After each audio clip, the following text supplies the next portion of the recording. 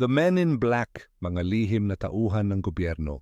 Tara, at magkwentuhan ulit tayo mga utol. Alam nyo ba na may mga lalaking sinasabing lumalabas tuwing may nakakakita ng UFO o kakaibang nilalang? Tahimik sila, laging nakaitim at parang may alam na hindi dapat malaman ng ordinaryong tao. Sila ang tinatawag na Men in Black. Pero totoo nga ba sila? O katang-isip lang para takpan ang mas malalim na sikreto ng gobyerno? Yan ang pagkwekwentuhan natin ngayon dito sa Tamang Kwento Lang.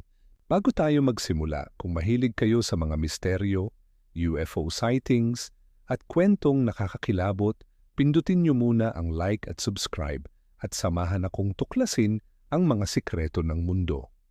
Ang kwento ng Men in Black ay nagsimula noong 1950s kasabay ng pagdami ng mga ulat tungkol sa mga UFO. May mga taong nagkukwento na pagkatapos daw nilang makakita ng kakaibang liwanag sa langit, bigla raw silang dinadalaw ng 2 o 3 lalaking nakasuot ng itim, may shades, at laging sakay ng itim na kotse. Tahimik daw silang kumikilos, parang hindi humihinga, at may kakaibang presensya. Kapag nagsalita, mabagal at diretso. At palaging ang mensahe, kalma lang. Guni-guni mo lang siguro ang nakita mo. Mas mabuting huwag mo na itong ikwento sa iba.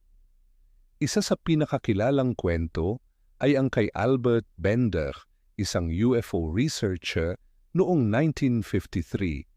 Ayon sa kanya, nakatanggap siya ng mga dokumento tungkol sa mga kakaibang lumilipad na bagay. Pero bago pa niya ito mailathala, 3 lalaking nakaitim ang bumisita sa kanya. Pagkatapos noon, bigla siyang tumigil sa lahat ng gawain tungkol sa UFO. Wala siyang binanggit kung bakit, pero bakas sa kanya ang takot. Maraming iba pang kwento ang sumunod. Isang saksi sa Canada ang nagsabi na 2 lalaking nakaitim ang pumasok sa opisina nila. Walang kilay, sobrang maputla at parang sabay gumagalaw. Wala silang ID pero alam lahat ng detalye tungkol sa witness. Pagkaalis nila, naglaho na ang mga ebidensya ng UFO na tinutukoy ng lalaki. Iba-iba ang teorya tungkol sa Men in Black.